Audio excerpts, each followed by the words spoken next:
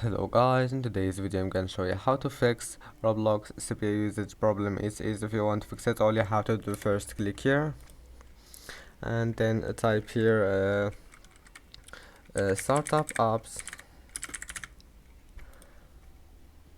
Now just turn off all those applications all the applications that you don't want it to start when you start your PC, and then let's move to the next step. Click here and type background apps,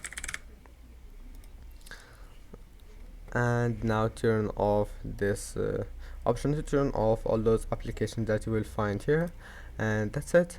After that, click here, and then before that you will need to restart your PC, and then click here and type task manager, and once you're here just right click and end all tasks that takes your CPU, as you see here. And now your problem must be fixed. Just try again, and that's it. Don't forget to like and subscribe, and see you in the next video.